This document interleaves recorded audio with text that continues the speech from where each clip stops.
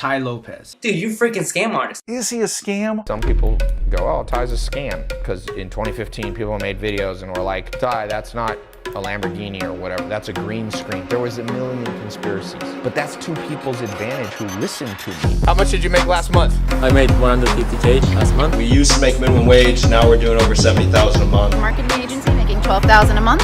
35,000 a month. Making 12,000 a month. So now I'm at $10,000 a month. About 250.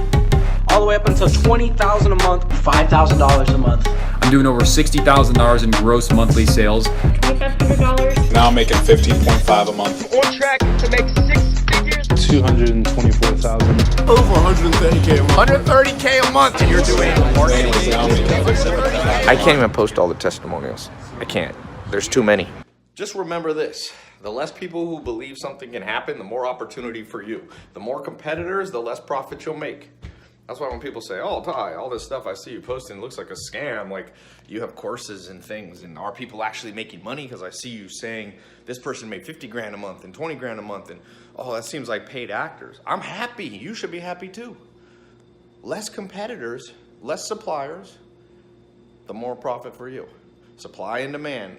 You don't need a college degree. You don't need an MBA to figure out supply and demand.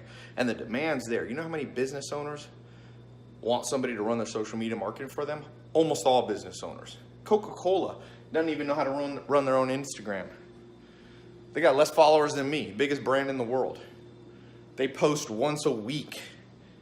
They spend $1 billion on marketing and they forget about social media. That's an opportunity for you. Maybe don't go after Coca-Cola as your biggest client, or your first client, I should say. But sky's the limit.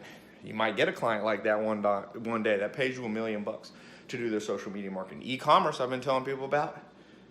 I mean, Black Friday had the biggest sales day online ever. Everything's going bankrupt. That's stores. Sears is going bankrupt. American Apparel went bankrupt. JCPenney will be gone. Walmart's on the decline. Amazon's up. So the less people who believe what we're talking about, what you and I understand, be excited. I always tell people once in good conscience, I say, listen, here's an opportunity for you. And then if they shout back, oh, I don't believe you, prove it to me. I'm like, why would I prove it to you? Why would I create a competitor who has animosity and nothing but venom? I'm happy for you to stay in the status quo, my friend. Stay with what you're doing. Open your little store, brick and mortar store. In good conscience, I can say, I told people, they didn't listen. Real estate, bigger opportunities than ever. And there's going to be a recession here relatively soon. You can count on it. Capitalistic cycles go 5 to 10 years. Last one was 2008. It's coming right around the corner. Real estate will shift hands. I was listening to Jim Rohn, and Jim Rohn goes, he's a motivational speaker who died a long time ago, but amazing. If you want to hear something badass, listen to Jim Rohn's. He has a 4-hour YouTube video before he died. And he says, if all the money in the world was spread out like a communist wanted to do, evenly, it'd go right back into the hands over 10 years. It'd go right back to the people who know how to manage it. Wealth moves around to those with skill, to those with acumen, to those with diligence, to those who think, to those who work hard and smart. And so when the recession comes, people still need a place to live. They still need a home. You think that's going to go away? You think people are going to stop needing real estate? No. But it's going to shift, and you could be one of those people who starts owning your whole block. You could be the landlord. And you could be a nice landlord. You don't have to exploit people. You can provide good housing and profit for yourself and a good deal for them. You don't have to be exploitative. That's not what this is about. There's plenty of money to go around. People will tell you there isn't. But they don't understand that GDP has gone up every single year for the last 100 years. The amount of money per person has gone up. I'm not saying the world's perfect, no. The least exciting part of planet Earth is the amount of opportunity there is versus the amount of people who know how to take it. Take it. And in order to take it, I'm going to tell you 3 things you got to know. To take the upcoming opportunities, the disrupted industries, e-commerce, social media, real estate, and you to profit by it, and you to make a job out of it, and a career and an income out of it. You're going to need 3 things. 1, you're going to have to be able to see what other people can't see, when other people are skeptical. Jeff Bezos got on the e-commerce train in 2004. He's one of the first people ever. And look, he was rewarded with being the wealthiest person in the world. Same with Steve Jobs with computers. They all laughed at him. But that means there was no competitors and he just went in there. That's number one. You gotta have that vision and that thick skin.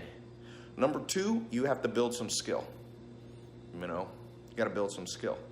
And most people have mentors or people who they kind of give them a boost and guide. Find somebody locally, find somebody online that can help you and cut the learning curve. Because if the learning curve takes too long, then other people come in and it'll take you too long. Even if you saw it first, other people will grab the opportunity before you.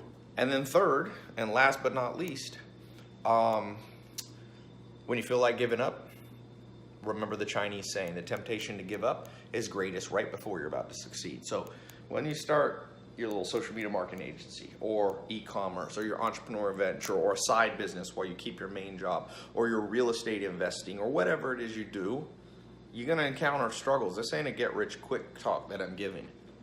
You can get rich, but it rarely is quick and easy. But it happens, and sometimes it's easier than you think. It hasn't been as hard as I thought it would be. But that's not to say it hasn't been full of struggles. I mean, growing up, I thought it was impossible. I never met a millionaire in my life. It's not impossible. But remember, the temptation to give up is greatest right before you're about to succeed. So get excited when things aren't working perfectly, because that means you're getting closer, my friend.